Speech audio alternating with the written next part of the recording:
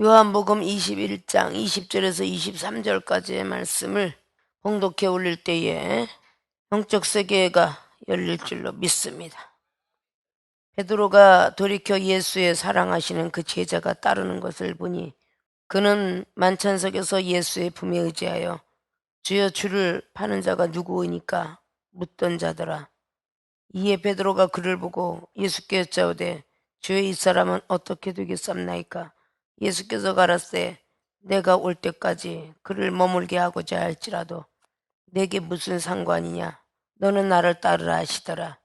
이 말씀이 형제들에게 나가서 그 제자는 죽지 아니하겠다 하였으나 예수의 말씀은 그가 죽지 않겠다 하신 것이 아니라 내가 올 때까지 그를 머물게 하고자 할지라도 내게 무슨 상관이냐 하신 것이로라. 아멘. 오늘 요한복음 21장 20절로 23절까지 봉독해 올렸던 본문 말씀의 제목은 시험이 드는 이유는 무엇일까 물음표를 붙입니다. 다른 성경 속에서도 시험이 드는 이유가 각 종류대로 모양대로 여러 가지 많이 나열이 되어 있는데 특별히 요한복음 21장의 오늘 마지막을 장식한 이 말씀은 주님께서 부활하시고 난 뒤에 사도 베드로를 택하시고 사도 베드로에게 사명을 감당케 하시고 마지막 말머리 속에서 또다시 제자들을 시험하는 장면을 우리는 볼 수가 있습니다. 부활 전에 많은 시험이 있었고 부활 전에 많은 은사 능력을 또 받았고 주님이 돌아가신 뒤에 또 회개했으며 또 은사 능력을 또 받았고 그럼 부활하고 나면 예수님께서 다른 모양새도 아니고 돌아가셨다가 살아나시는 일이 이거는 세상에 있는 의학과 과학도 철학도 감당치 못할 일이고 또 주님은 돌아가셨을 때에 이미 창을 찔러봤을 때에 이미 물과 피를 다 쏟아낼 정도까지 죽음을 확인했던 장면입니다. 믿습니까? 물과 피가 나왔다라는 장면이 요한복음의 19장에 기록을 하고 있죠. 그렇게 돌아가신 분인데 살아났어요. 살아나신 걸 보았어요. 그러면 기쁘고 즐거워가지고 주님께서 하셨던 말씀을 다시 한번 생각하고 좀 더 자기들이 속을 새겨서 또 믿음이 떨어져서 잠시 잠깐 그런 환경과 또 성경을 응하게 여기서 보여줬다 할지라도 다시금 새롭게 태어나서 놀라운 기적을 봤으면 제자들의 모습이 더 많이 달라지고 보여졌어야 되는데 오늘 말씀 중에는 역시 제자들과의 화합이 되지 못한 것을 안타까워하는 장면을 기록하고 있습니다. 우리가 은사 능력 많이 받았다고 해서 그 사람이 완전하게 변한 것이 아니라 그 다음에 또 찔러보면 또 시험이 드는 말을 하고 행동을 하고 눈으로 또다시 시험거리들이 보여지고 들려지고 이것이 계속 진행형이에요. 우리가 죽기 이전까지는 계속 진행형인 것 같아.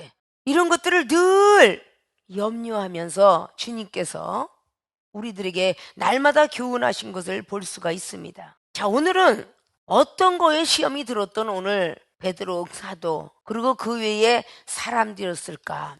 12제자를 늘 염려하면서 예수님이 선택하시고 그 3년 반이라는 시간 동안에 훈련시키시고 훈시하시고 때때로는 하늘의 세계도 알려주시고 사단의 어떤 세계로 그리고 하나님의 세계로 등등 이렇게 가르쳐 주시는 것을 참 많이 보았습니다. 기적도 많이 보았습니다. 오병의 기적뿐만 아니라 정말 바다를 다 건넌 어떤 그 모습도 보여주고 풍랑을 잠재우는 것도 보여주고 썩은 냄새가 펄펄 나는 나사로 살리는 것도 보여주고 38년 된 병자 하물며 등등 얼마나 많은 기적을 보여줬음에도 불구하고 제자들은 예수님을 부인하고 도망가고 팔아 넘겼습니다. 그러면 그 모습을 파는 사람의 경우가 어떻게 되었는가? 예수님을 판 사람은 결국은 자살에 이르게 되었고 도망갔던 사람도 결국은 다시 돌아오게 되었고 부인했던 사람은 가슴에 평생 가슴앓이 해가면서 달려왔던 시간 속에서 도망갈래 도망갈 수 없는 그런 시점에 12제자의 모습이 보여졌습니다. 그리고 예수님께서는 부활하셔까지도 또 12제자에게 향해서 달려가시면서 하늘나라의 복음을 증거할 사명자로 선택을 하는 모습을 봅니다.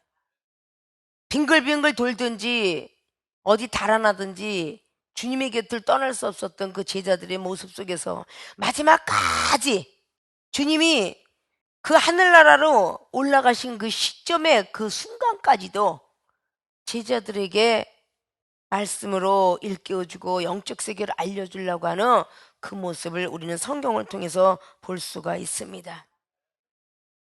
자, 오늘 요한복음 21장 20절에서 23절까지의 봉독해 올렸던 본문 말씀의 제목을 시험이 드는 이유는 무엇일까라는 그런 물음표 퀘스천 마크를 붙였다고 했습니다.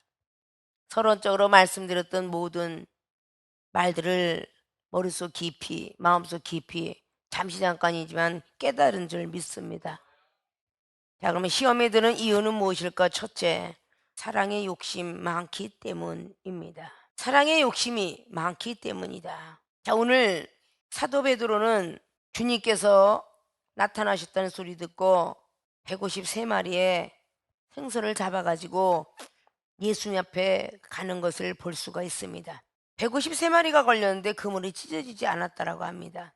그리고 조반을 먹어라. 그리고 주님께서 부활하신 장면이죠. 부활하셔서 나타난 장면이죠. 제자들이 주신 줄 아는 거로 당신이 누구냐 감히 묻는 자가 없더라.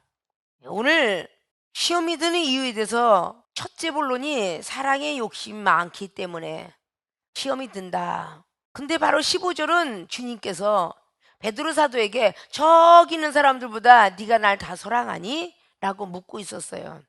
주께서 더 잘 아십니다 라고 했을 때 양을 먹여라 할 때 내 어린 양부터 시작을 했다고 그랬죠. 15절에 어린 양을 먹여라. 두 번째 물으시니까 다시 한번 내 양을 치라. 그리고 17절에 물으니까 내 양을 먹이라 라고 15절, 16절, 17절에 성령의 사랑과 성자의 사랑과 성부님의 사랑, 젖 먹는 믿음과 밥 먹는 믿음과 단단한 식물 먹는 믿음, 초신자와 중신자와 강신자에 대한 이야기, 이것이 다 여기 모셔져 있습니다.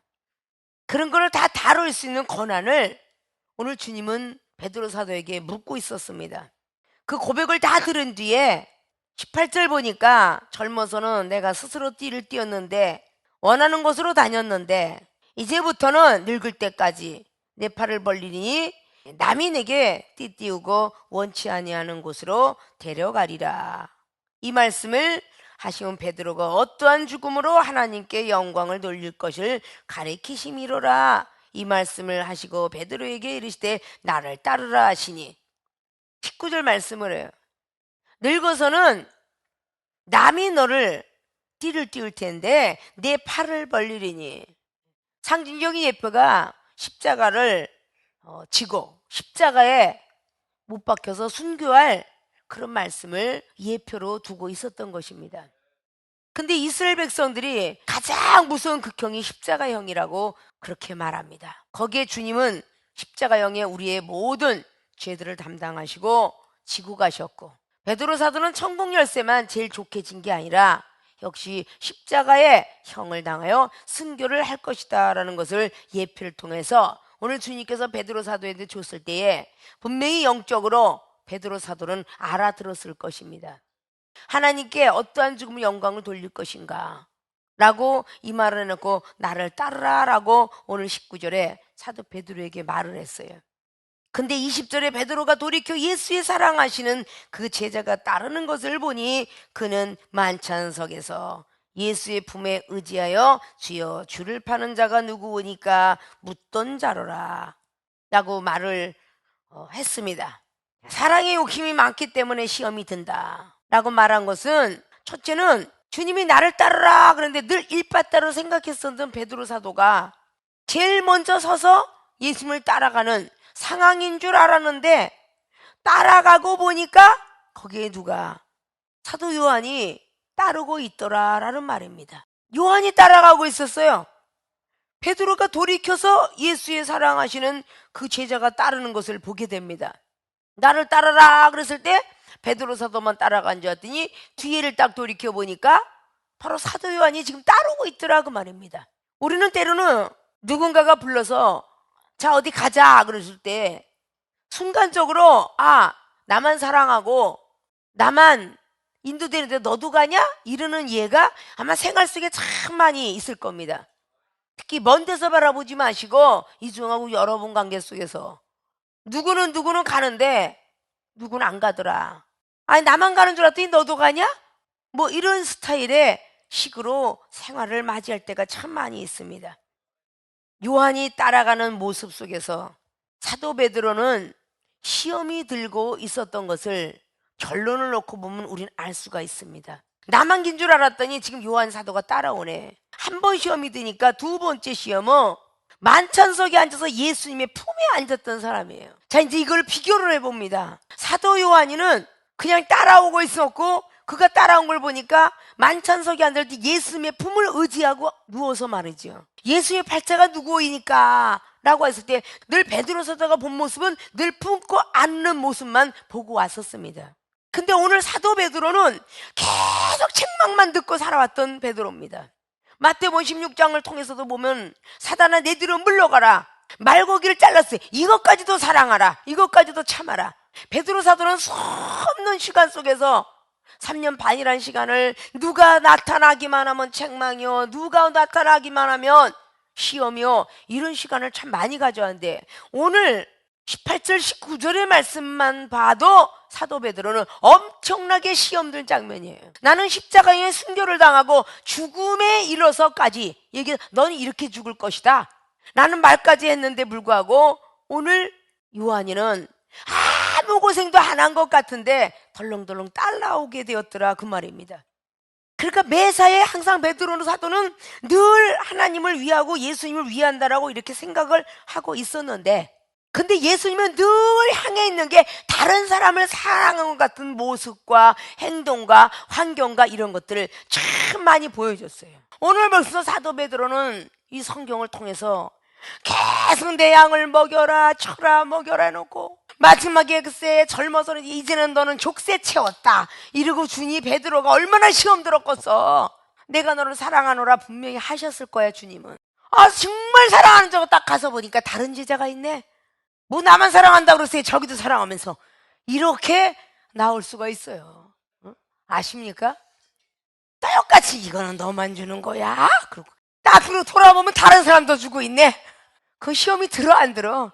우리 양석선생님 그 귀한 그냥 고로쇠 나무에 그냥 평상시 일주일 동안은 물이 한 방울도 안 나고 다 쉬어서 나오는데 그 노동했다고 세상적이 한꺼번에 그 나무가 물을 뽑아내는데 3병 4병을 뽑아내. 나 혼자만 먹으면 안 될까봐 딱 주고 나서 딱 한 사람 줄 줄 이건 귀한 건데 너만 주는 거야. 아멘 아멘. 딱 그거 옆을 쳐다보니까 다 주고 계시거든. 왜 나만 준다더니 저기도 주고 저기도 주고 다 줘요? 이럴 때 나만 준다더니 별거 없네 다 줬네 이러면서 귀하게 여기지 못하고 천하게 여기더라 그 말이야. 아십니까? 그러면 어떻게 보면 항상 기적을 행할 때나 말을 할 때나 항상 같이 대동이 되었는데 베드로 사도가 먼저 말을 꺼내고 먼저 기적을 행하고 그럴 때도 요한이가 화가 나고 심통이 나왔다 베드로를 모함하고 그랬다는 장면은 거의 없습니다. 사도행전 3장에도 베드로 사도가 먼저 말했다더라. 어딜 가도 베드로 요한이 항상 베드로가 먼저 얘기합니다. 그런데 아마 지금 생각하건대 분명히 베드로 사도가 예수님을 더 사랑한다라고 생각이 들었고 다른 사람들보다는 내가 더 사랑한다고 생각이 들었었는데 마지막 돌아가시기 전에 내 영혼을 주께 맡기나이다 라고 십자가에서 돌아가시면서 숨을 거두실 때에 저 여자는 내 어머니다 그리고 너의 어머니도 될 것이다 할 때 사도 요한이가 집으로 모셔갔더라라는 것을 기록하고 있습니다. 그럴 때 사도 베드로는 많이 심통이 나지 않았을까, 이런 생각도 성경을 통해서 우리는 볼 수가 있습니다. 순간적으로 같이 자라났던 제자들이 사랑의 욕심이 많기 때문에 동력자들을 배신하고 움직여질 때가 있지 않을까. 나만이 주님을 더 사랑한다고 생각했는데 뒤를 돌아보니까 요한이가 또 따르고 있었습니다. 그 모습을 보면서 많이 시험이 들어 있었다는 것은 결론을 놓고 보면 다 나오더라 그 말입니다. 그리고 만찬석에 예수님 품에 앉아서 안기고 의지하더니 주님께서는 항상 내가 너한테 천국 열쇠 주지 않았니? 내가 내일 너를 제일 사랑하노라. 베드로, 야고보, 요한이 이 셋 중에 변화산상이 있었어도 항상 베드로가 먼저 입을 열어요. 초막셋을 짓겠나이다 하는 것도 역시 베드로가 먼저 열고, 베드로가 먼저 보았고 베드로가 먼저 입을 열어요. 본인이 가장 최고의 하나님, 최고로 존경한다고 생각했던 그 부분이 너무 가로막고 있기 때문에 오히려 하나님은 사랑하지만 형제를 사랑치 못한 장면을 참 많이 보올 수가 있다, 그 말입니다. 우리도 하나님을 사랑한다고 하면서 제일 자기가 최고 많이 사랑한다고 생각하기 때문에 오히려 형제들에게 시험 들게 하는 경우도 더 많을 것이다, 그 말입니다. 그럼 저와 여러분의 사이드 보면 알아요. 내가 우리 목사님을 가장 사랑한다라고 생각을 하면서 오히려 다른 형제가 목사님에게 무엇인가 할 때에 시기 질투를 해서 시험이 든 적은 없었습니까? 참 많을 것입니다. 내가 제일 많이 사랑하는 사람한테 다른 사람도 똑같이 사랑하더라, 그 말이에요. 오늘 예수님께 제자들을 향해서 저 사람들보다도 더 많이 날 사랑하느냐 라는 말하라는 것이죠. 그러면 더더욱 영혼을 사랑하라고 서로 사랑하라는 세 계명을 주고 주님께서 양육을 시켰다는 걸 볼 수 있죠. 서로 사랑하는 세 계명을 제자들은 거의, 다른 제자들은 그 성경의 주 90년경의 성경이 기록했기 때문입니다. 사도 요한만 알았지 다른 제자들은 알 수가 없었어요. 서로 사랑해라 이런 계명을 주고 갔지 않았느냐. 특별히 하나님의 아들이심을 기록한 사람은 사도 요한인데 그게 주 90년에서 93년경이라는 것이 제일 나중에 깨달았는데, 사랑이 있는 사도였을까 없는 사도였을까, 이런 것을 우리는 잠시 잠깐 생각해 볼 수 있는 문제라는 거죠. 항상 들리지도 않았고 자기를 나서게 해서 해달라고도 아니했고, 이런 모습을 보면 바로 사도 요한의 모습을 그대로 볼 수가 있습니다. 따라가는 모습을 보면서 그는 시험 들었고 예수님 품에 들어가 있었다는 것에 대해서 시험이 들었던 그 모습은 가장 큰 능력 받고 가장 천국세계에 올라갔다라는 사도 베드로가 가장 큰 시험이 드니까 마지막에 제자들이 다 그걸 받아들일 수밖에 없던 결론을 낳게 됩니다. 아십니까? 이 결론은 다른 말이 전해진 걸 봅니다. 형제들에게 나가서 그 제자는 죽지 아니하겠다고 말을 하게 돼요. 자, 이런 말들이 우리가 전해지는 것을 우리는 두려워할 줄 알아야 된다는 것입니다. 사랑도 우리는 베풀라고 하는 것이 욕심을 가지라고 있는 게 아닙니다. 하나님께 사랑을 받았으면 사랑을 전수하고 사랑으로 행하고 사랑으로 실천하고 이르라고 준 것이지, 내가 하나님 사랑하니까 너는 나의 사랑을 따라올 수가 없어, 나만큼 하나님을 사랑할 리가 없어. 그러나 하나님은 믿음의 분량만큼 다 하나님을 사랑하게끔 하나님은 예정해 놓았습니다. 믿음의 분량이 크냐 작냐 하는 것이지 다 그 믿음의 분량만큼 하나님을 다 사랑하게끔 만들어 놓았다는 것입니다. 그래서 사랑의 욕심을 내가 더 많이 사랑한다 너보다 이러지 말라는 것이죠. 누구나 할 것 없이 다 하나님을 자기가 하나님 앞에 은혜 받은 만큼 사랑을 하는 것이죠. 기도의 은사를 받은 사람은 기도할 때만큼은 어느 누구보다도 기도 은사 받은 사람만큼 사랑할 수가 없습니다. 믿음을 많이 은사를 받은 사람은요, 어느 누구가 따라도 믿음을 드리는 순간만큼은 그 사람을 따라갈 수가 없고요, 말씀의 은사를 받은 사람은 어느 누구가 겸손하고 사랑을 많이 한다 할지라도 말씀의 은사 받은 만큼 하나님을 사랑할 수가 없습니다. 이런 것들이 각자가 주신 하나님의 은혜요 은사요 은총이더라, 그 말입니다. 받은 만큼 다 사랑하게끔 하나님께서 만드셨다는 것이죠. 택하시고 만들어 가시고 그리고 우리들에게 깨닫게 하셨다, 그 말입니다. 그래서 사랑도 욕심이 과하면 교만이 되는구나, 겸손도 지나친 겸손이 되면 교만이 되는구나, 이런 것들을 우리는 잘 알면서 주님께서 무엇을 우리들에게 원하고자 제자들의 12제자의 모습을 보여주면서 왜 다시 팔았던 제자까지도, 그리고 도망갔던 제자까지, 부인했던 제자까지도 다시 등장시키면서 성경을 기록하게 하였는가. 베드로 사도와 오늘 사도 요한의 모습을 여러분들이 스크린처럼 한번 싹 지나가 보십시오. 나는 고생을 엄청나게 많이 했는데도 있는 대로 책망을 받고, 저는 그냥 그 목사님 품 안에서 밥상머리에서 고기도 얻어먹고 반찬도 얻어먹었는데 그는 날마다 칭찬을 받는다면 여러분들이 시험이 안 들겠습니까? 우리 저기 덕산 캠퍼스 그 자리는 돌산이에요, 돌산. 삼성 목사는 항상 기운이 세고 나무를 뽑아내니까 늘 나무 뽑아내고 그냥 돌 뽑아내고 그냥 부삽질하고 꽃갱질하는 건 다 본인한테 시키거든.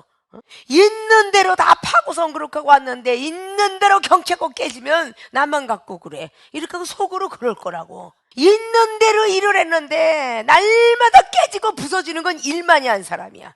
근데 일도 하나도 안 하고 노래만 흥얼흥얼 다니는데 고기 많이 먹었니? 이러고 물어봐. 그 얼마나 심통이 나겠어.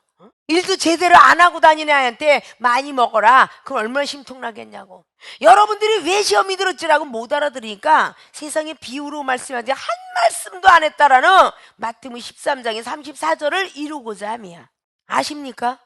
베드로 사도가 너는 죽음을 맛보는데 십자가형을 당하리라, 그리고 넌 나를 따라라 해놓고 지금 뒤에 보니까 사도 요한이가 따라오고 있어요.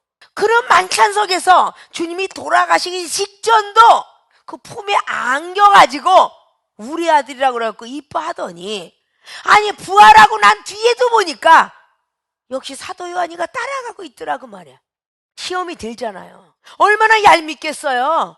여러분 앞에 오늘과 같은 모양새가 일어나거들랑 얼마나 얄밉겠느냐 그 말이야. 근데 얄미워서는 안 된다는 거야. 더욱더 사랑을 해야만 되지. 사랑은 주라고 있는 것이지 내가 가지라고 있는 게 아니야. 그래서 사도 바울 선생님은 사도행전 20장을 통하여서 사랑은 주는 것이지 받는 게 아니다 라고 기록했어요. 아십니까? 주는 사랑이 더 복되도다라고 말씀했다는 겁니다. 서로가 나는 이만큼 했으니까 이만큼 칭찬받았으면, 나는 이만큼 밥을 했으니까 밥 맛있다고 해줬으면, 나는 이만큼 노동을 했으니까 난 조금 휴식을 좀 더 취해야 되는 거 아닌가. 세상 사람들은 아침 가서 일하는 사람은 하루에 노임 7만 원을 받아와도 점심때 가서 일하는 영혼은 5만 원밖에 안 오고 3만 원밖에 못 받아옵니다. 근데 성경 속에 뭐라 그랬어요? 누가가 내가 너한테 약속할 때 아침에는 오고 저녁에 온다고 해서 똑같이 한 대는 준다고 그랬지, 이 사람은 많이 주고 저 사람은 늦게 준다고 했냐? 아침에 들어왔던 저녁에 들어왔던 하나님 마음대로 내가 주고 싶어 한 대니란 주는데, 뭐 아침에 들어온 사람은 왜 저녁에 들어온 사람은 왜 나랑 똑같이 줍니까? 그건 하나님 마음대로라 그 말이야. 일찍 30년 전에 왔던 사람이든 지금 들어왔던 사람이든 하나님께서 주시는 은사 능력은 하나님 마음대로야. 아십니까? 일찍 와서 드렸다고, 뭐 물질 많이 드렸다고, 봉사 많이 했다고 은사 능력 주는 게 아니라 믿음, 말씀, 사랑을 제대로 지키는 사람, 깨어서 기도하는 사람, 사업이 이루어진 사람에게 하나님께서는 복을 주십니다. 나중에 들어왔든 일찍 들어왔든. 있습니까? 사랑의 욕심 많기 때문에 시험이 들게 된다 그 말입니다. 일을 해놓고는 죽게 하듯 하라. 사도 바울도 그랬죠. 주님께 봉사하듯 하며 주님께서 말씀하시는 것처럼 하며 내가 받고자 하지 말고 주님의 제자 되라는 겁니다. 하나님의 자녀가 되라는 것입니다. 스승은 받으려고 하지만 아비는요 주는 거예요. 부모님은 다 주는 것이죠. 고린도전서 4장 말씀에 일만 스승이 있어도 아비는 많지 아니하니 그랬어요. 아십니까? 부모님 마음은 못 줘서 한달이잖아요. 자식은 판사가 되고 법관이 되었어도 또 자식이 와서 달라면 또 주고 싶어 하는 게 부모 마음이에요. 그가 정말 내가 사랑을 갖고 있는 부모요, 동력자요, 스승이요, 먼저 된 사람이라면 달라고 그럴 때 자꾸 주는 거야. 주는 게 진짜 사랑입니다. 아십니까? 받고자 하는 것은요 스승이기 때문에 그래요. 내가 너를 그만큼 키웠으면, 공로를 세웠으면 인사치레는 해야지, 이렇게 되는 건 스승이기 때문입니다. 부모님은 그렇게 나오지 않죠. 마지막까지 베드로를 사랑했던 결과를 오늘 성경을 통해서 볼 수가 있습니다. 시험이 들었다고 해서, 시험을 주었다고 해서 그 영혼을 사랑치 않은 게 아니라 시험이 자주자주 들기 때문에 더 많이 관심을 가지고 하나님은 보고 계셨다는 것입니다. 그 말 한마디도 체크하고 행동 하나도 체크하고 혹시라도 눈을 단대로 돌릴 때 또 혹시 시험 들까요? 했다는 것이죠. 따로따로 하지 않고 베드로야 나를 따라오너라 라고 했을 때에 베드로가 돌이켜서 예수의 사랑하시는 그 제자가 따르는 것을 보니까 그는 만찬석에 예수의 품에 의지하여 주여 주를 파는 자가 누구이니까 묻던 자로라. 사람이 시험이 들면요 과거가 또 들어와. 과거도 나보다 요한을 사랑하더니 지금도 나보다 더 사랑하는구나 이렇게 들어오기 시작하면요 굉장히 무서운 일이 벌어집니다. 아십니까? 12제자가 11번 만나는 동안에 베드로 사도는 7번씩이나 만나줬다고 합니다. 제일 많이 만나줬거든요. 그런데도 마지막까지 그 욕심이 생기는 겁니다. 본인이 다 차지하려는 그 욕심. 그 죄는요 하나하나 스며들기 시작했다라고 볼 수가 있습니다. 믿습니까? 그 시험이 드는 것을 계속적으로 자기는 안 들은 것 같지만 계속 시험이 들고 들고 이렇게 죄를 쌓았기 때문에 마태복음에 그렇게 기록한 것입니다. 저주까지 하는데 3번씩 저주를 하더라 그 말입니다. 아십니까? 우리는 자기도 모르게 이 안에 쌓였던 것이 튀어나온다는 거예요. 언제 나를 한번 사랑해 본 적이 있습니까?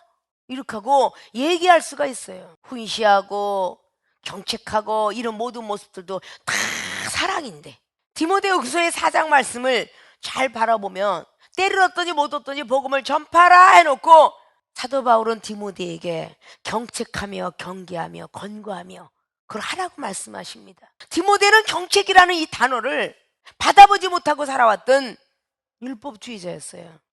그런데 사도 바울 선생한테 늘 지적을 받아오면서 너도 경책을 해야만 그 영혼이 살아나느니라. 사도 바울 선생은 늘 경책에 대한 말을 늘 가르쳐 왔어요. 디모데전서 5장 20절도 네가 믿음이 더 좋은 자에게 경책해라. 그래야 믿음이 없는 자가 그 꾸지람을 듣고 두려워할 것 아니냐라고 가르칩니다. 디도서 1장 13절도 경책해라. 그래야 믿음이 온전해지느니라 라고 말씀했습니다. 가장 경책 많이 받은 12제자는 베드로 사도였어요. 예수님께서 가장 많이 했던 사람은 생명수가 가장 경책 많이 받은 사람이 지금 우뚝 믿음 안에 서 있습니다. 그만큼 사랑한다고 한다면 어떤 경책이 들어와도 참고 이겨낼 수 있는 것이 사랑한다는 징표가 아닐까요? 하나님이 사랑합니다, 목사님이 사랑합니다 하면 어떤 경책이 들어와도 사랑하기 때문에 참는 거죠. 덜 사랑하기 때문에 경책할 때 시험이 드는 거예요. 고가운 겁니다. 노여움을 사는 겁니다. 정말 하나님 사랑하듯이 목사님을 사랑한다면 나를 위하여서 저렇게 몸도 아끼지 아니하시고 강한 경책의 도구가 되셔서 얘기하는데 사랑합니다. 예, 제가 듣겠습니다. 지금은 지적받았지만 내일은 잘하겠습니다. 이런 소리를 했을 때 진짜 사랑의 빛이 나지 않을까요? 믿습니까? 사랑의 욕심이 계속적으로 경책을 많이 한 것을 지금 베드로는 사랑으로 여겼을까요? 많은 사람이 품고 안아주는 것을 지금 사랑으로 여겼을까요? 사람은 많은 경책 받아온 사람은 쉽게 칭찬에 빨려 들어가기 쉽고 좋은 언어와 좋은 환경, 좋은 장소에 분명히 빨려 들어가기 쉽습니다. 아무도 야단을 맞아왔던 자식들은 조금만 누군가 잘해도 거기 물이 들어서 들어가지요. 그래서 여자는 남자에게, 남자는 여자에게 빠지는 경우도 사실 많이 있습니다. 그래서 가정에는 아버지는 훈계하고 그 훈계받은 것을 어머니는 사랑으로 안고 품어줄 때에 그 자녀는 아름답게 자라난다죠. 땅 하나에서 나물 하나 해도 어린 나무는 비료를 팍 갖다 주면 그 나무는 아무리 심겨질지라도 죽는다고 합니다. 항상 옮길 때에는 자기가 자랐던 고향의 흙을 가져다가 밑에다 깔아주고 그 다음에 심어서 조금씩 해서 비료를 줘야 그 나무는 실하게 자라납니다. 조금씩 과거에 있었던 그 모습을 인정해 줘가면서 하나씩 나무를 자라게 해줘야 된다는 거죠. 그래서 나무가 자라는 것입니다. 어떤 시험이 와도 저 사람을 더 야단을 안 치고 저 사람을 더 야단 치고 요 가운데서 일어납니다. 시험은. 왜 나만 갖고 그럴까? 그런 데서 시험이 오게 되는 것이죠. 그건 이미 아브라함 시대에도 하가리가 잉태했을 때에 교만해가지고 못돼 먹은 행동을 했도다라고 창세기 16장이 기록하죠. 그래서 하갈이 도망을 나갔노라고. 그래야 안 그래요? 하갈이가 도망을 나갔을 때 천사가 다시 들어가라 그래야 안 그래요? 다시 들어가라 그러죠. 너는 아직 나올 때가 안 됐다.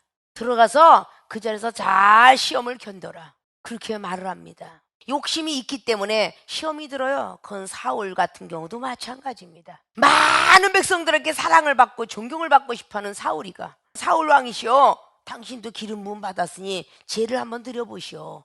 백성들 때문에 죄를 드렸다라고 사무엘상 13장은 말씀하고 있어요. 아십니까?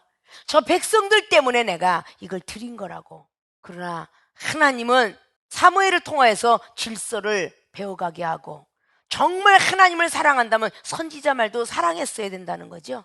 사무엘 선지자가 한 말을 사랑했어야 불구하고 하지 못했기 때문에 그런 일들이 왔다 그 말입니다. 생활의 삶 속에서 주님을 닮아가야 되겠죠. 기적을 체험받고도 십자가 지고 올라갈 때 말이죠, 막 뒤에서 후욕을 하고 내가 돌멩이 던졌는데 누군지 알아봐라 누군지 알아봐라 이러고 조롱하는 장면이 많습니다. 내가 던진 사람이 누군지 알아맞혀봐. 선지자가 어덜랑 예언자가 어덜랑 내가 지금 뒤에서 돌 던지는데 내가 누군가 알아맞혀봐 이러면서 그 은혜 받았던 모든 사람들이 그렇게 후욕을 해요. 아십니까? 우리는 순간적으로 교만이라는 것을 앞설 수가 있습니다. 사랑의 욕심을 다 버려버리시고 주님을 사랑하고 하나님을 사랑한다면 영혼을 사랑하게 돼 있습니다. 영혼을 미워하지 않게 돼 있어요. 그건 자기의 욕심의 사랑이겠죠. 그래서 자기 것 챙기는 그 모습이 돼서는 안 된다는 거죠. 이생의 사랑과 안목의 육력의 정령이 자기 것 사랑하는 겁니다. 요한일서 2장 15절 말씀이 늘 우리 머릿속에 맴도셔야 돼요. 아십니까? 사랑의 욕심이 많기 때문에 시험이 드는 이유 중에 하나다. 이제부터는 내가 어떤 일을 했든 봉사를 했든 어떤 기도를 했든 믿음을 지키고 전도를 했든 하나님을 사랑하기 때문에 한 것이지 누구에게 칭찬을 받기 위해서 한 것은 아닙니다. 아십니까? 하나님만 인정하고 사랑하면 됩니다. 그래야 사랑의 욕심이 오지 않습니다. 이 종 안에서 역사하시는 하나님이 여러분을 계속 믿음을 시험하시고 계십니다. 체크하고 계십니다. 누굴 좀 더 많이 주고 누굴 좀 더 칭찬해 주고 누굴 더 커피 한 잔 주고 누구는 안 줬더라. 누구는 눈을 마주치고 누구는 손을 붙잡았는데 누구는 안색에 변해서 쳐다보지도 않더라. 이런 모든 것들은 사람에게 사랑을 받고 싶어하는 의도입니다. 그건 절대 하나님을 사랑할 수가 없습니다. 믿습니까? 생명수의 사랑은 주의 종과 성도 여러분, 이 종을 통해서 나가는 모든 시험 테스트에 합격만 할 수 있다면 여러분이 원하는 모든 것을 다 이룰 수 있습니다. 성취할 수 있습니다. 24시간 하나님만 찾고 있는 이 종이 사람 말을 하겠습니까? 2시간씩 잠을 자고 1시간도 잠을 못 자가면서 일할 건 똑같이 하고 잠은 더 못 자고 일할 건 똑같이 하고 밥은 더 못 먹고, 그런 사람이 무슨 사람의 소리가 여러분에게 나가겠습니까? 믿음이 떨어지면 책망할 것이고 불순종을 하면 책망할 것이고 사랑이 없는 자는 책망할 것이고 기도를 안 하는 자는 책망할 것이고 물욕이 있는 자는 또 책망할 것이고 보기 안 좋았더라 라고 하는 것은 다 책망할 터인데, 그것을 잘 받아들이는 사람은 하나님께 간구했던 기도가 하나도 떨어지지 아니하고 응답이 되어질 수 있을 거라는 확신을 가지시고 제발 시험이 들지 않기를 주님의 이름으로 부탁의 말씀을 드립니다. 시험이 들기 때문에 여러분들이 은사 능력이 더뎌요. 물질 축복이 더뎌요. 어떤 말이 나가든 간에 생명수에 소속된 사람들은, 그리고 학교의 노예 총회에 소속된 사람들은 어떤 말이 되었든 그대로 믿고 따르고 순종한다면 하나님이 멀리 계시지 않고 우리 곁에 계시니까 우리들이 원하는 건 다 주실 것이에요. 주시고도 걱정이 되셔서 하나님의 사람이 사단의 종이 될까봐 그래서 기다리고 계시는 겁니다. 아십니까? 제대로 써야 되잖아요. 말씀이 능력을 주면 활인검이 돼야지 살인검이 돼서도 안 되고, 믿음을 주면 자기를 자랑하는 것보다 예수 그리스도 그분을 자랑해 줘야 되고, 사랑을 공급했으면 하나님이 하신 것이다라고 영광 돌릴 줄 알아야 되고, 하나님께서 하게 하셨으니 내가 했노라 이렇게 말할 줄 알아야 되잖아요. 음식을 사줬든지 물질을 주었든지 옷을 주었든지 어떤 장소를 제공했든 간에 하나님께서 나를 통해서 했노라, 나에게 감사하지 마라, 그럴 줄 아는 믿음들이 돼야 되는 거 아니에요? 나도 너희들과 똑같다라고 사도 바울 선생님도 사도행전 14장 말씀에 루스드라인 안전병을 살려주고 나서도 인사를 하지 마라. 사도행전 27장도 마찬가지입니다. 그렇게 많은 영사들 나도 너희랑 똑같아. 그건 사도 베드로도 여전히 그랬더라고요. 믿습니까? 하나님께 영광 돌리는 백성이 될 줄 알아야죠. 사도행전 12장을 보십시오. 하나님께 영광 돌리지 못했던 그 헤롯 왕 좀 보십시오. 충치가 먹어갖고 썩어서 죽었더라 그래요. 아십니까? 하나님께서 역사하셔서 되었다라고 믿어야지요. 그런 말들을 할 줄 알아야 되겠죠? 시험이 드는 이유의 두 번째, 미래 걱정이 많기 때문에 시험이 듭니다. 미래 걱정이 많기 때문에. 자, 오늘 21절은 베드로 사도가 또 말합니다. 시험이 점차적으로 따라갈 때 시험이 들고 예수의 품에 앉았던 과거의 시험이 들고, 또다시 21절에 이 베드로가 그를 보고 요한을 보고 얘기하죠. 예수께 여짜오되 주여 이 사람은 어떻게 되겠삼나이까? 예수께서 가라사대 내가 올 때까지 그를 머물게 하고자 할지라도 내게 무슨 상관이냐? 너는 나를 따르라 하시더라. 자, 오늘 베드로 사도는 미래 걱정이 참 많았어요. 미래 어떻게 될 걸 왜 뭐해로 걱정하냐 그 말이죠. 오늘 사도 베드로가 미래 걱정을 하는데 이 요한 사도는 나중에 어떻게 되겠습니까? 라고 묻고 있어요. 첫째, 너와 상관없다. 관심 쓰지 마라. 관심이 너무 많은 거야. 베드로가 천국 열쇠 부여받았는데 지금 가만히 보니까 만찬석에 앉아서도 무릎 꿇고 앉아갖고 예수님을 파는 자가 누구일까? 라고 말을 했는데도 책망했다라고 하는 것이 없고, 나랑 같이 앉은 자 중에 빵을 같이 먹는 자가 그가 나를 팔리라 이렇게 조용히 얘기했는데, 갑자기 사도 베드로는 막 그냥 가룟유다 가서 입맞춤을 하고 로마 병정에 끌려갈 때에 살살 끌고 가지 너 왜 이렇게 끌고 가 했는지, 왜 우리의 스승을 끌고 가느냐 했는지 말고기를 탁 잘라버렸을 때에 얼마나 예수님을 사랑하고 말고기 잘랐어요. 그랬는데 책망을 받았어요 안 받았어요? 이것까지 참아라. 베드로 사도가 한 거는요 매사에 불평불만. 우리 주님이 베드로 사도를 볼 때 매사에 너는 잘못됐다, 잘못됐다, 너는 이게 아니야, 넌 아직도 교만해. 그저 범사에 한 번도 베드로 사도는 칭찬받은 일이 없어요. 항상 책망받았어. 이것까지 참아라고 다시 도로 귀를 붙여줘. 베드로 사도 때문에 붙여줬겠죠? 베드로 사도만 그 로마 병정이 미웠겠어요? 예수님도 순간적인 1초는 미웠을 거예요. 왜? 사람의 몸으로 태어나서 내게 쓴 자를 넘겨주사이다라고 누가복음의 22장 39절은 고백한 걸 볼 수 있죠.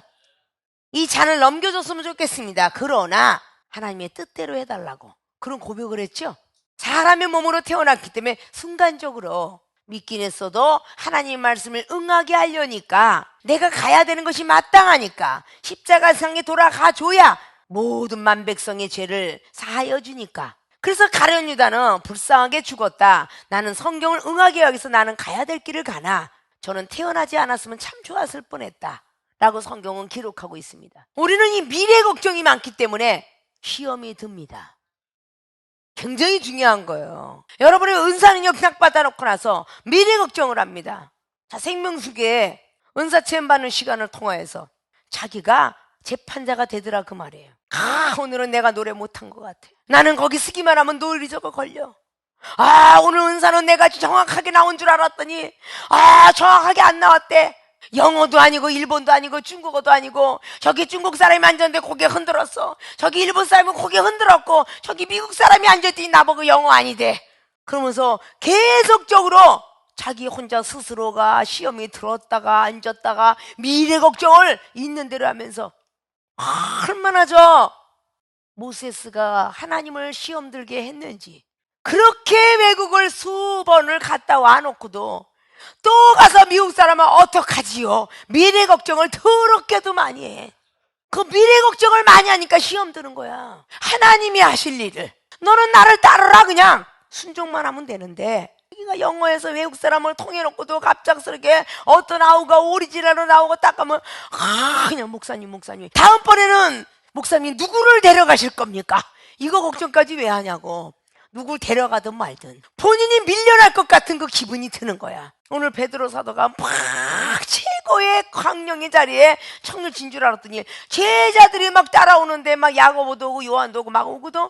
그러니까 그게 그렇게 궁금해. 그게 미래에 저 요한은 어떻게 되겠습니까 하는 것처럼, 야 다음 타자는 넌 거 같아. 그게 시험이 들었기 때문에 그 말이 나오는 거야. 아십니까?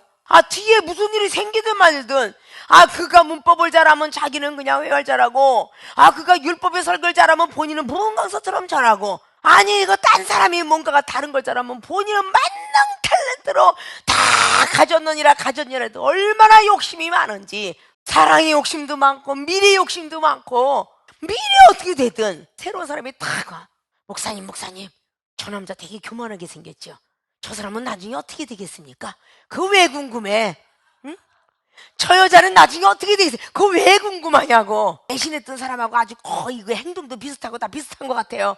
저 사람 나중에 어떻게 되오리까? 이걸 꼭 물어봐. 그걸 왜 물어보나 몰라. 여러분 걱정이라 하라는 거야. 아십니까? 오늘 베드로가 크게 그렇게 걱정이 많아. 미래 걱정이. 저 사도는 나중에 어떻게 되겠습니까? 근데 또 책망받잖아. 또 내가 올 때까지 그를 머물게 하고자 할지라도 내게 무슨 상관이냐. 너는 상관 말어. 별걸 다 상관한다. 이러고 오늘 또 야단 맞아. 너는 그냥 나를 따르라. 이러니까 얼마나 이 베드로 사도가 맥이 빠지겠어요.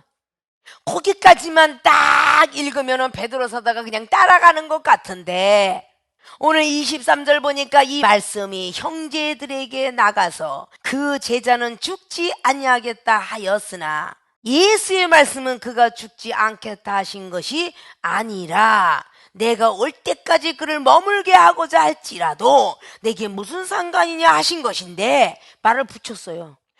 저 요한이는 죽지 않는데, 누가 했겠어? 베드로가 했겠지. 누가 했겠냐고요. 벌써 시험이 든 거야. 내게 무슨 상관이 있느냐. 그러니까 그래요, 나는 승계하고 쟤는 살리세요. 가끔 우리 모세스도 잘했어. 그래요, 나 실컷 쓰다 버리고요, 쟤 쓰세요. 이슬을 참 잘했다고. 시험에 들었으니까 이 말씀이 어떻게 전했겠어. 베드로만 요한이가 따라한 걸 봤는데, 여기는 제자가 여기 요한이하고 베드로 빼니까 10제자잖아. 하나 죽었으니까 9이네. 그 9 제자가 똑같이 이 말씀을 들었는데, 어머머머머, 요한이는 죽지 않는다 그러고 예수님 무릎팍에 지금도 있대. 돌아가시기 전에도 그러더니 지금도 있대. 야, 한국 사람이 말이야, 아프다며 병원에서 암이래 죽었대. 이러고 한국 사람은 그냥 말이 전해져. 참 남의 것에 궁금도 해. 응? 그 미래가 왜 이렇게 궁금해? 현재만 잘하시라고요.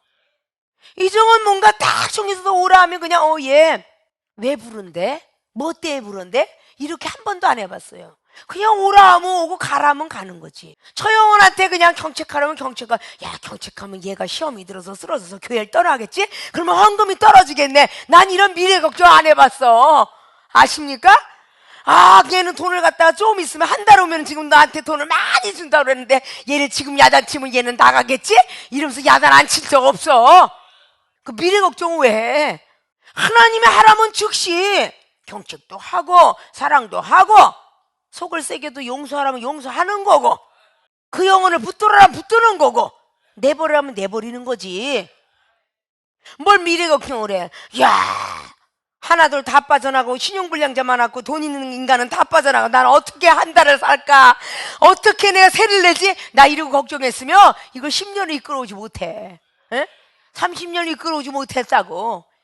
그 별 걱정을 다 해갖고 어떻게 살겠어. 이 미래의 걱정이 많기 때문에 시험이 드는 거야. 과거의 이종은 김치 500원짜리 사다 먹고 당장 오늘 색돈 90년대 20만 원 안 내면 쫓겨났어. 근데 저기서 달려오는 신학생이 인지도 몰랐는데, 야, 저 사람은 신학생이다. 너 방세 낼 거 있지? 저 신학생 줘라 그래. 그럼 나는 당신 신학교 다녀? 물어봐. 그럼 그렇대. 지금 이만큼 부족하오? 내가 지금 신학교를 들어갔는데 딱 거기에 부족하대. 그럼 이거 가져. 그리고 줬어. 그럼 저기 덕서 있는 개바 목사님이 뒷꼭지가 돌아가가지고 줬다고 막 씩씩거리고 막 그냥 거절하고 다녀. 아주 찢어지게 가난한데도 하나님이 그냥 하라 하면, 하나님 나 이 사람 주면 내일 쇳돈 어떻게 내요? 나 미래 걱정 안 했다니까? 그냥 오늘 즉시 하라면 그냥이야. 그럼 내일 알아서 하나님 해줘. 근데 물질 준 줄 알아? 너는 가서 주인한테 가서 고개 숙이고 잘못했다고 해라 그래. 조금 며칠만 봐달라고 해라 그래. 그 돈 있으면 그렇게 손 비빌 일도 없는데 그 돈은 신학교 갈 사람한테 주고 여긴가 비비래. 그게 하나님이 나를 쓰시기 위한 훈련이었더라 그 말이야. 얼마나 믿음이 있나 보자 준 것이다 그 말이야. 그러면 갑자기 누가 헌금 탁 갖다가 그냥 건축 헌금이다 탁 그냥 그때 다시 몇백 탁 내가 이거 갖고 모았다가 월세 아니고 조금 전세로 가야지 이러고 모아놓으면 어느 날 갑자기 툭 찢어진 어떤 그냥 거칠은 사람이 교도소에서 나온 사람이 툭 나타나. 그러면 그것에 그 사람을 먹여야 돼. 근데 그 사람이 세금을 못 내고 돈 못 내고 무슨 자동차비까지 쫙 밀려있는데 그거 갖다 내래. 그럼 그 건축원금 내놨던 걸 그 사람 나이 갖고 돈 있는 대로 다 써가지고 돈 하나도 없어. 그러나 그거 키우다가 또 배신을 해. 이 사람이 배신하면 어쩝니까? 라는 계산적인 생각을 한 번도 이정을 안 해봤어요. 그가 어려운 시국에 먹고 사는데 지장이 없어요. 막 땅도 들어오고 뭐도 들어오고 이제 막 들어올 거야. 물질을 막 들어올 거라고. 나는 들어올 거야 막 들어올 거야 복 줄 거야 이 소리를 30년을 떠들어와서도 만약에 나가 안 받았어도 한 번도 C는 아마 안 해봤어. 아십니까? 그냥 기도가 부족해서 믿음이 부족해서 그냥 안 주셨나 보다. 아주 쉽게 생각하고 넘어갔고요. 기도를 할 때는 무릎이 닳도록 합니다. 그래도 응답을 못 받으면 속상해하지 않았어요.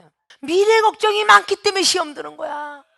이 자식이 말이야 어저께 돈 10만 원 주는데 돈을 안 줘? 이 인간이 이거 메꿔 넣어야 되는데 이래가면서 시험이 드는 거예요. 미래 걱정이 많으니까 시험이 들어. 어떻게 사람이 목구멍에 거미줄 찍었어? 라는 옛날 습관 갖고 죽기 하겠나 지금까지 살았는데 이러고 가는 거야. 아십니까? 우리 기독교인들은요 신앙인도 그리스도인들도 능력은사 다 받았다고 하면서 얼마나 미래 걱정이 많은지 몰라. 오늘 기도 못했으니까 다음번에도 실수하면 어쩌지? 당연히 실수하지. 입에 체면을 걸었는데 안 하겠어? 오늘은 못했어도 다음은 잘할 거야 이래야 되는 거 아니에요? 오늘은 내가 배고팠지만 내일은 배가 안 고플 거야? 오늘은 사람을 만나는 걸 가지고 지금 캔슬이 됐지만 다음엔 안 그렇게 될 거야. 이렇게 재수 좋은 소리라야 복을 받을 거 아니야? 왜 미래 걱정이 그렇게 많아서 안 될 거야 안 될 거야 입으로 시인하여 구원인데 입으로 계속 부인을 해. 나만 오리지널 준다더니 왜 저 사람도 줘요 은사를? 이래가면서 계속 나봐라. 더 많이 나면 얼마나 좋겠어? 그러니까 민수기 21장에 많은 장로들이 바깥에는 엘잔메다지 그냥 예언을 하니까 여호수아가 달려와서 아이고 모세 선지자요 모세처럼 누가 저기서 예언하더이다 내비둬라 다 나와 같은 신이 되면 얼마나 좋겠니 한 거 아닙니까? 미래 걱정을 하니까 다 실수가 되는 것입니다. 사무엘상 15장에 사울 왕 좀 보세요. 그 왕 걱정하고 좋은 거 소 번제 드릴 돈 없을까봐 결국은 하나님 원치 않는 것을 남겨놓았고 왕을 남겨놓았고 여호수아장에 아이성 패배한 거 보십시오. 한 사람의 욕심이 미래 걱정이 이거 누구 다 주면 어떡해.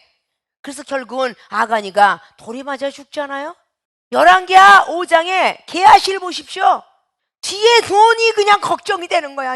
저 아까운 것을 그냥 어떡하나. 나만이가 갈 때에 거짓말 시켜갖고 돈을 갖고 왔지만 자기가 문둥병 임하잖아요. 그 미래 걱정들을 왜 하나 몰라. 그냥 오늘 살았으면 감사할 일이지. 내일도 안 살리겠습니까? 살리겠죠. 오늘 몸이 억실억실 아프고 일을 많이 해서 몸에 쑤시고 머리부터 시작해서 쑤신다 이러다 몸살 감기 오는 거 아니냐? 몸살 감기 옵니다. 아셨습니까? 기도하는 입술이 좋게 놀려야지. 목사님 어떡해요 몸이 그렇게 아파서 춤을 넣어야 되나. 괜찮다 목요 집회하고 나면 나은다. 이렇게 뭔가 하나님 앞에 기쁜 소리를 들려드려야 되고 사람은 뭐가 기침이 톡 들어. 아이고 이러다 큰일 났다. 기침 나면 어쩌지. 기침 나오지. 당연히 나오지. 안 나올 거야 하지 않고 여러분들의 입이 복록을 다 빼버리는 거야. 입술에 열매를 맺어야 돼. 입술에 열매를 못 맺는 거야. 입술의 열매, 너희들이 입을 잘 놀릴 때 하루의 복이다 그랬어요. 옛날에 어르신들도 입 잘 돌려라. 응? 그 입술에 죽겠다 죽겠다면 언제는 죽느니라 그랬어요. 살겠다 살겠다 부자 되겠다 부자 되겠다 이러고 입술을 돌릴 줄 알아야지. 아십니까? 힘들어 죽겠다 그러면 힘들어 죽지요. 당연히 힘들어 죽겠지만 주님께서 나에게 스쳐 지나가시기만 한다면, 하나님 오늘 밤은 나만 돌아봐 주신다면 내가 살지 않을까요? 이렇게 예쁜 말을 해야 하잖아. 기도하면서 밤에 잠잘지라도 이슬 같은 성령이 내려주세요. 저 식물들이 왜 살아? 밤에 이슬이 내려서 사는 거야. 아십니까? 아침에 나가봐 이슬이 지붕에서 뚝뚝 떨어지는데 바켓으로 떨어져. 아십니까? 그 밤에 사뿐히 내린 이슬비가 얼마나 대단한지 몰라. 그래서 식물들이 사는 겁니다. 낮에는 햇빛을 받아서 엽력소가 생기고 밤에는 또 이슬이 생기고 때때로 또 때에 따라 비도 주시고 어떨 때는 복된 장마비도 주시니 모든 식물들이 살아가겠죠. 우리 영혼도 하나님이 보시기에는 나무와 같아. 아십니까? 요한복음 15장에 포도나무를 예수님으로 지칭하셨습니다. 하나님 보실 때는 우리는 식물 나무와도 같으며 하나님이 보실 때는 우리는 물고기와도 같고 하나님이 보실 때는 우리는 메마른 땅과도 같습니다. 그래서 메마른 땅에 단비를 주시고 물고기 알아서 주인이 먹이 때가 되면 주시고 때가 되면 물 갈아주지 않겠습니까? 때가 되면 식물에다가 물 주지 않겠습니까? 비가 안 오면 하물며 내가 모아놨던 저수지를 틀어서라도 논밭에 물을 주거늘 우리가 가만히 하나님 보시기에 아름답게 걸었는데 어찌 주시지 않겠느냐 그 말이에요. 미래 걱정을 하니까 시험이 드는 거야. 시험이 들은 입술이 좋게 나갈 리는 없다. 결론은 그 말씀에 더 보태서 죽지 아니한다더라 라는 베드로 사도는 말했고, 다시금 한번 그 말씀의 해석을 사도 요한이가 증거했고 이것을 기록했더라 라고 뒷절에 나오게 되죠. 그래서 예수님의 말씀은 그가 죽지 않겠다 하신 것이 아니라 내가 올 때까지 그를 머물게 하고자 할지라도 내게 무슨 상관이냐 하신 것이로라. 너는 너의 일만 하라. 우리는 각자가 맡은 직분대로 직분을 행하고 사명을 행하고 자기가 받은 은사대로 달란트를 사용하는 것이면 되지. 누가 어떻게 칭찬을 더 받을런지 누가 어떻게 더 많은 복을 받을런지 계산할 필요가 없다는 거예요. 야단을 맞든 칭찬을 받든 무슨 상관이냐 이런 것들을 꼭 갖고 계셔야 돼요. 그래야 시험이 안 들어요. 왜 그렇게 남을 경책하는데 왜 경책받는 사람은 시험이 안 드는데 왜 경책을 하고 옆에서 구경하는 사람이 시험이 드냐고요. 난 참 별일이 많아 우리 생명 속에는. 왜 그 야단 맞는 사람은 시험이 안 드는데 왜 저기서 그걸 보고 있는 사람이 시험이 드냐고요. 왜 저렇게 야단을 치시지? 아유 쟤 불쌍해서 어떡해? 당회장 목사님은 판단을 하질 않나. 야단 맞는 사람을 뭔가 옹호하면서 불쌍히 여기질 않나. 이런 자체들을 다 내려놓으실 줄 알아야 돼요. 그래서 자기가 시험이 드는 거야. 예배 드리고 싶지도 않아. 여러 사람인데서 밥 먹고 싶지도 않아. 많은 사람들에서 가까이 있고 싶지도 않아. 이래가면서 전부 시험 드는 거예요. 아십니까? 이런 시험들은 앞으로 드시면 복은 자꾸 멀리 떠나갑니다. 아십니까? 24절 보니까 이 일을 증거하고 이 일을 기록한 제자가 이 사람이라. 우리는 그의 증거가 참인 줄 아노라. 그래서 여기에서 무릎에 있던 사람도 이 사도 요한이가 요한복음을 기록했습니다. 그래서 이 사람이 참 증인이라. 베드로 사도가 어떻게 했는 것인가를 오늘 증인으로 쓴 사람이 사도 요한입니다. 있습니까? 예수의 행하신 일이 이외에도 많으니 만일 낱낱이 기록된다면 이 세상이라도 이 기록된 책을 두기에 부족할 줄 아노라. 늘 말씀했던 요한복음 21장의 마지막 절 25절과 20장의 30절 29절의 말씀의 내용을 보면 이외에도 너무너무 많은 것들이 있지만 기록하지 않았노라라고 합니다. 성경 66권 갖고 싸움을 해도 아니 됩니다. 이외에 기록되지 않은 말들도 너무 많다는 거죠. 우리가 율법은 꼭 얽매여서 66권 갖고만 대조를 하는데 그 이외에도 너무 많습니다. 그래서 요한복음 6장이 60절을 꼭 가지고 있고 참으로 예수님이 말씀하신 건 어렵도다. 그 수근거리고 있는 모습을 예수님은 또 알고 알아채려서 무엇하느냐? 그렇게 내 말이 어렵느냐? 이것은 단연직으로 보게 돼 있어요. 이 정도 여러분들이 뭔가 얘기할 때 뭘 그렇게 못 알아들어? 어려워? 다시 해명해 줄까?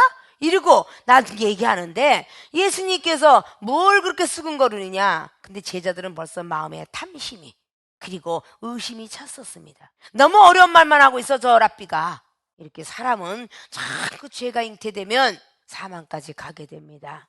그래서 어린아이 같은 사람만 천국에 결단코 들어간다라고 마태복음 18장 말씀을 꼭 머릿속에 기억하시고 서기관과 바리새인들처럼 되지 마라.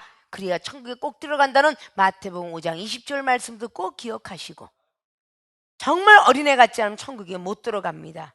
사순절 기간 동안에 무엇을 했는가? 이 다음 주부터 고난의 주간을 통해서 생명수교회 모든 교인들은 아침 절식이라도 해가면서 다시금 주님의 고난을 생각하고 부활하는 그날에 주님과 함께 완전하게 믿음으로 태어날 수 있기를 부탁의 말씀을 드립니다. 자, 오늘 시험에 드는 이유에 대해서 오늘 말씀을 드렸습니다. 첫째, 사랑의 욕심이 많기 때문에 시험이 들었기 때문에 사랑의 욕심을 버리고 오히려 사랑을 해주는 사람이 되자. 그래야 시험이 들지 않는다. 믿습니까? 두 번째, 시험이 드는 이유는 미래의 걱정이 많기 때문이니 미래의 걱정을 하지 말고 현재의 순종자들이 되어서 그 미래는 하나님이 다 알아서 주실 것이니까 우리는 어떻게 되든지 상관하지 마시고 여러분에게 이 종을 통해서 내려진 사업가는 사업가대로, 아픈 사람은 아픈 사람대로, 사명자는 사명자대로, 직장인은 직장인대로 내려진 말이 있을 거예요. 그 말 이외에는 어떤 것도 생각하지 마시고 남이 잘 되든지 못 되든지 바라보지 마시고 여러분만 직진하셔서 하나님 나라를 위해서 달려가시면 됩니다. 꼭 믿음을 꼭 지키셔서 누구하고 비교하지도 마시고 환경을 쓰러지지 마세요. 여러분을 향한 하나님의 뜻이 여러분에게 복을 주려고 하는 거니까 각자들이 잘 믿음을 지켜서 시험에 들지 않는 주의 종과 성도 모든 분들이 되시길 주님의 이름으로 부탁의 말씀을 드리고 축원을 드립니다.